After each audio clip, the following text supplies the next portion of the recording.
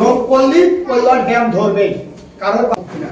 বাথরুমের ওয়াল আর কিচেনের ওয়ালগুলো করে নেওয়ার নিয়ম, যখনই আপনি অল কমপ্লিট করে টাইলসের কাজ করবেন, এই বিল্ডিংটা যখন ভেঙবে এখন সে আপনি ভাড়া দেবেন, আপনি তো শুকানোর চিন্তা করবেন না।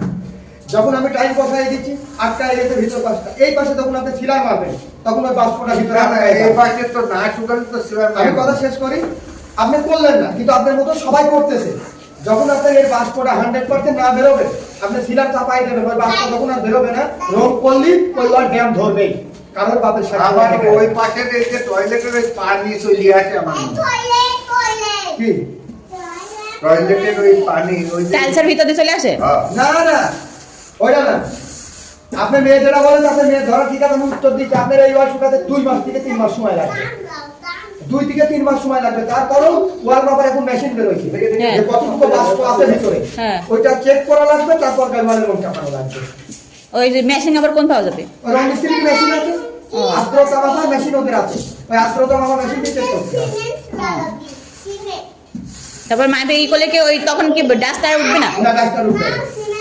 হ্যাঁ, এখন এই বিল্ডিং এর একটা কাজ করা যাবে, সেগুলো হচ্ছে যেখানে আমার কিচেনের ওয়াল বেড়ে পড়েছে বা বাথরুমের ওয়াল আমার বেডরুমে পড়েছে, আপনি যেটা হাত দিয়ে বানিয়ে আছেন ওইটা কোনো অবস্থায় রঙের কাজ করা যাবে না। তাহলে কি করতে হবে? এই দেওয়াল এই দেওয়াল অমিট থাকবে। হ্যাঁ। যদি আপনার জরুরি দরকার হয় ওই দেওয়ালের কাজ অমিট রাখতে হবে। হ্যাঁ।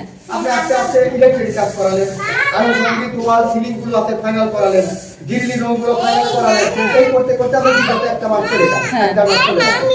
যখন চলে যাবে তখন আপনি মেশিন দিয়ে চেক করতে হবে, রং মিস্ত্রি যে দেখো এই ওয়ালটা আমার কি পরিস্থিতি আর কতদিন সময় লাগবে, তখন ওই মেশিন দিয়ে চেক করার পরে লাস্ট পর্যায়ে আপনি ওয়াল রংটা হবে, তাহলে আপনার এই ওয়াল নষ্ট হবে না।